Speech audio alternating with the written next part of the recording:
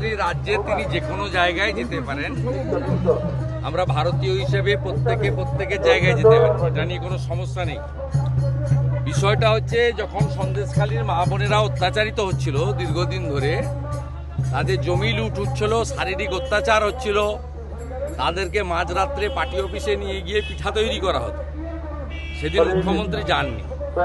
একজন মহিলা হিসেবে তার যে কর্তব্য করা উচিত ছিল সেটা তিনি করেননি। উল্টো দিকে বিধানসভায় দাঁড়িয়ে তিনি শাহজাহানকে সমর্থন করেছেন যে এরা চাইছে, অর্থাৎ কেন্দ্রীয় সরকার মানে বিজেপি চাইছে শাহজাহানকে জেলে ঢুকিয়ে এলাকা দখল করতে। সন্দেশখালীর মানুষ মুখ্যমন্ত্রী এবং তার দলকে গত লোকসভা নির্বাচনে রিজেক্ট করেছে। রেখা পাত্র 7,000 ভোট লিড পেয়েছে সন্দেশখালীতে। বসিরহাট আমরা জিততে পারিনি, তার কারণ 50%-এর বেশি, 60%-এর কাছাকাছি মুসলমান ভোট আছে। মুসলমানরা আর যাই করুক, তারা বিজেপিকে ভোট দেয় না ধর্মীয় কারণে।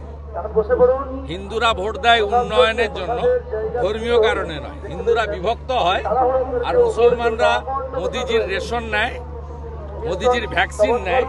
ভোটের সময় আমাদেরকে হিন্দুদের পার্টি বলা।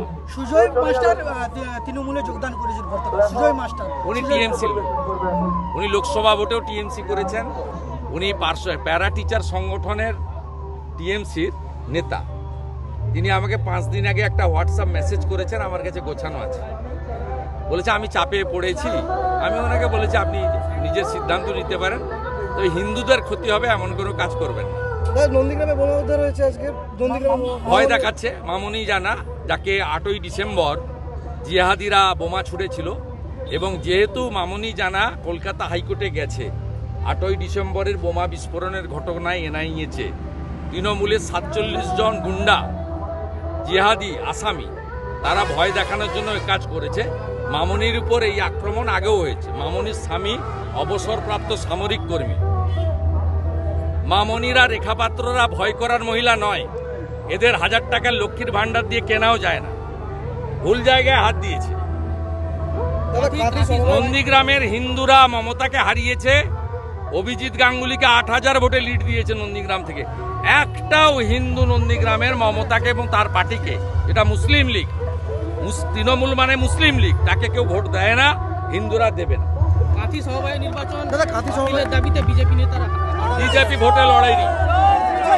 আপনার মাথা খারাপ হয়েছে নাকি? বিজেপি ভোটে লড়েছে, ওখানে প্রতীক ছিল নাকি? ভোট লুট করেছে যারা প্রার্থী ছিল, হাইকোর্টে গেছে, হাইকোর্ট বলে দিয়েছে সিসিটিভি ফুটেজ আর শেয়ার রেজিস্টারে সই, একটা ব্যালটের একটা পাটে সই, সব মুসলমানদের নিয়ে গিয়ে ভোট করিয়েছে।